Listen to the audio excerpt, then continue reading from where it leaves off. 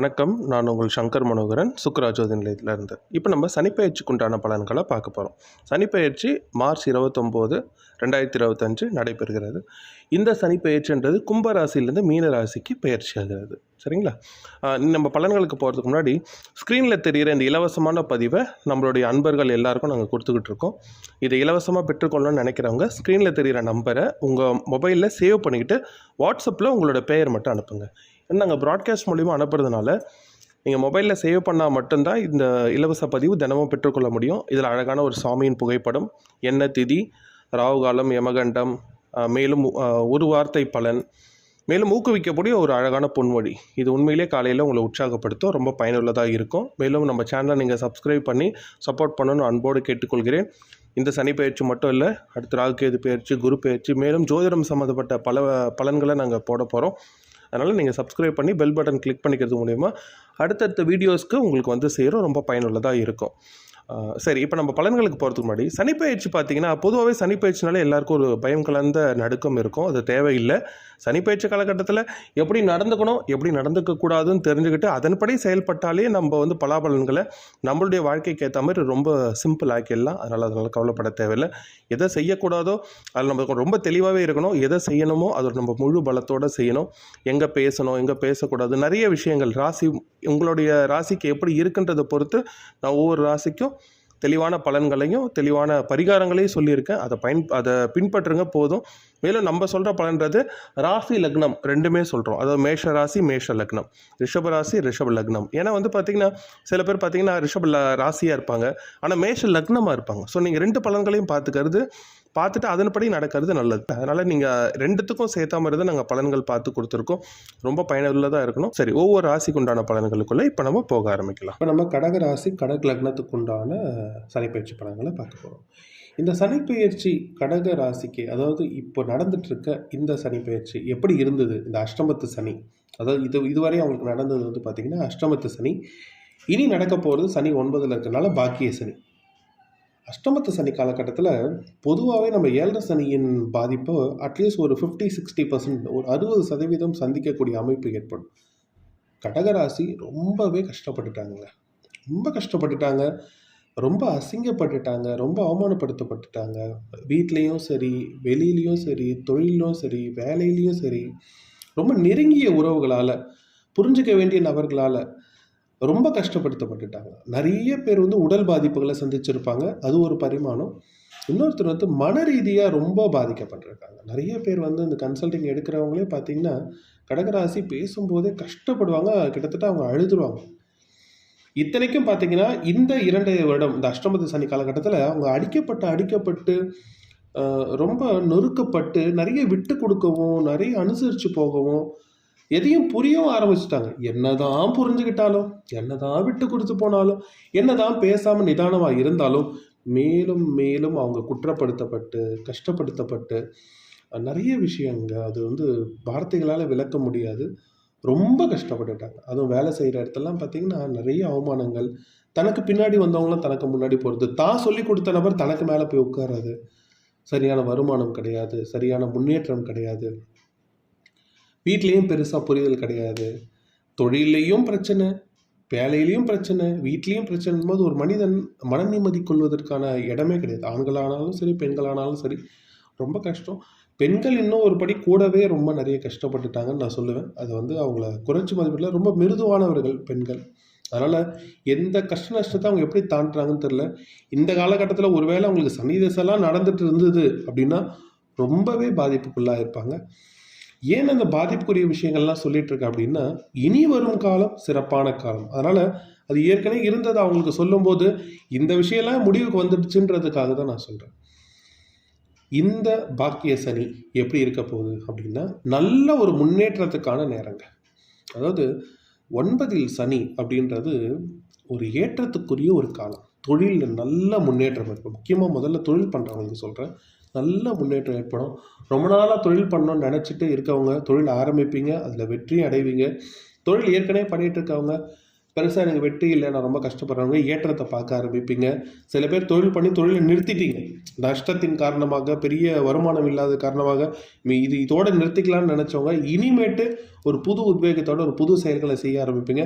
முடிந்த அளவு கூட்டு தொழில்களை தவிர்த்தல் நல்லது. வேலை செய்கிற இடம், வேலை செய்கிற இடத்துல பார்த்தீங்கன்னா என்னதான் நீங்கள் வேலை செஞ்சீங்களோ அந்த வேலையில் ஒரு குறை, அதில் ஒரு தப்பு. என்னதான் நீங்கள் சிறப்பாக செயல்பட்டாலும் சரி, இன்னொருத்தருடைய மேற்கோள் காட்டி உங்களை தவறாக சொல்கிறது, இந்த மாதிரிலாம் நிறைய பார்த்துருப்பீங்க. இனி அப்படி இல்லை. நீங்கள் செஞ்ச நிறைய வேலைகள் வெளியே தெரிய ஆரம்பிக்கும். உங்கள் நேர்மை வெளியே தெரிய ஆரம்பிக்கும். உங்கள் உண்மை, உழைப்பு, உங்களுடைய திறமை எல்லாமே வெளிப்படும். ஏதோ ஒரு ஐடியா நீங்கள் கொடுத்து ஆஃபீஸில் அது இதெல்லாம் நல்லாவா இருக்குது, இதெல்லாம் வேஸ்ட்டு அப்படின்னு ஒரு மாதிரி உதாசீனப்படுத்த ஐடியா கூட, அன்றைக்கே இந்த பர்சன் சொன்னார், அன்றைக்கே இந்த பொண்ணு சொல்லுச்சு அப்படின்னு உங்களை மேற்கோள் காட்ட வேண்டிய சூழ்நிலைகள் ஏற்படும். தொழிலில், வேலையில் மேன்மை பார்க்க போகிற நேரம், பதவி உயர்வு ஏற்படும். விரும்பிய இடத்தில் இடமாற்றம் கிடைக்கும். புது வேலை கிடைக்கக்கூடிய வாய்ப்பு நிறைய இருக்குது. வேலை தேடணும்னு என்ன இருக்கவங்க ஏப்ரல் மாதத்துக்கு பிறகு வேலை தேட ஆரம்பிங்க. விரும்பிய இடத்தில் வேலை கிடைக்கும். சில பேர் கொஞ்சம் கோவப்பட்டுட்டு இருக்கீங்க வேலை செய்யறதுல, இந்த வேலையே வேணாங்க விட்டுலான் இருக்கிற அப்படின்றவங்க அவசரப்படாதீங்க. வேலை கிடைச்சதுக்கப்புறம் முறையாக பேப்பர் போட்டுட்டு அதை சொல்லுவாங்க. ஸோ இந்த மாதிரி பெரிய பெரிய கம்பெனியில் வேலை செய்கிறவங்க நோட்டீஸ் பீரியட் ஒர்க் பண்ணணும்னு சொல்லுவாங்க. சில கம்பெனியில் நம்ம முன்னாடியே நம்ம அறிக்கை கொடுக்கணும். அதெல்லாம் பண்ணிவிட்டு முறையாக சர்டிஃபிகேட் வாங்கிட்டு முறையாக வெளியே வாங்க. குழப்பங்கள் ஏற்படுத்திக்க வேண்டாம். அதே போல் நிறைய தடைகள் விலகுங்க. ஏற்கனவே நீங்கள் நிறைய விஷயம் எது பண்ணாலும் சரி தடைன்னு இருந்திருக்கும். அந்த தடைகள் விலகிற நேரம். மேலும் உறவுகள் ஒன்று கூடும் நேரம் சொல்லலாம். அதாவது உறவுகள் ஒன்று கூடும் நேரம் நான் இந்த இடத்துல சொல்கிறது என்னென்னா, வீட்டில் ஏற்பட்ட குழப்பம், உங்களை அவமானப்படுத்தப்பட்டது, உங்களை புரிஞ்சுக்காமல் நடந்தவங்களாம் இப்போ உங்களை யோசிக்க ஆரம்பிப்பாங்க.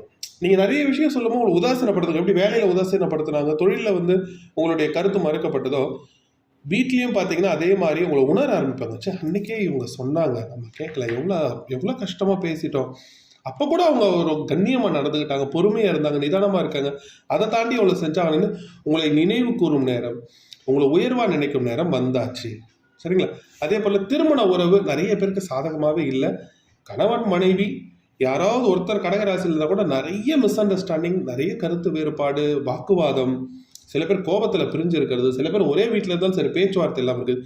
இதெல்லாம் சரியாக போகுது. ஒருத்தரை புரிஞ்சுக்கக்கூடிய நேரம் வருது. ஒருத்தரோட குடும்ப வாழ்க்கையில், இல்லற வாழ்க்கையில் மகிழ்ச்சியாக இருக்கக்கூடிய தருணம் ஏற்படுது. சந்தோஷமாக இருங்க.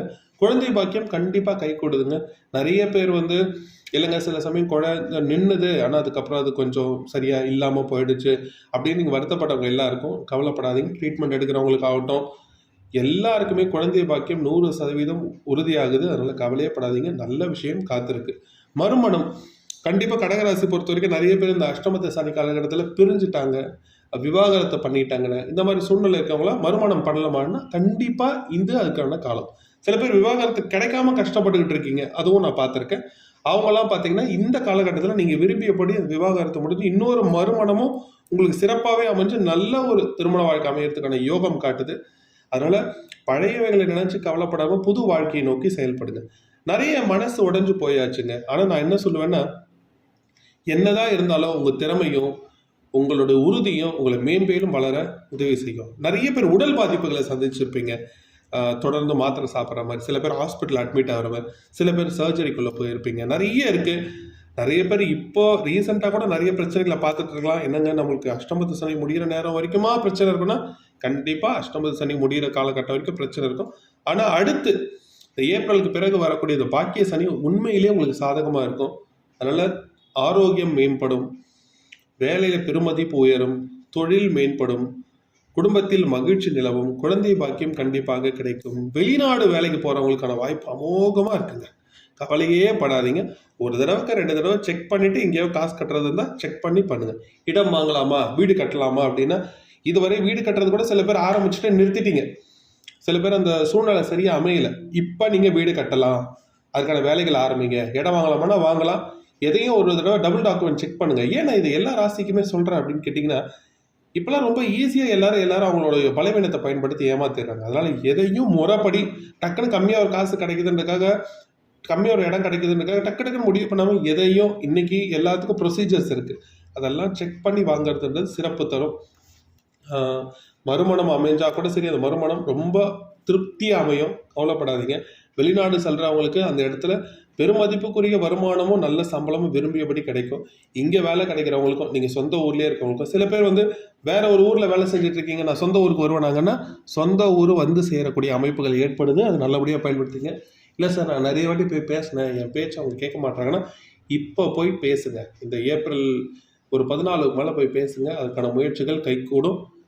நிறைய கஷ்டப்பட்டாச்சு, நிறைய வேதனைகளை பார்த்தாச்சு, எதையும் தாங்கும் இதயம்ன்ற ஒரு பேர் எடுக்கிற அளவுக்கு கடகராசி பட்டாச்சு. ஆனால் இனி நிறைய சந்தோஷங்களையும் நிம்மதிகளையும் ஒரு அனுபவ ரீதியாக நீங்கள் உங்கள் உணர்ந்துக்கிட்ட ஒரு ஒரு பக்குவத்தன்மையும் இனி உங்கள் வாழ்க்கை ஃபுல்லாகவே உங்களுக்கு கடக்கிறதுக்கு ரொம்ப பயனுள்ளதாக இருக்கும்.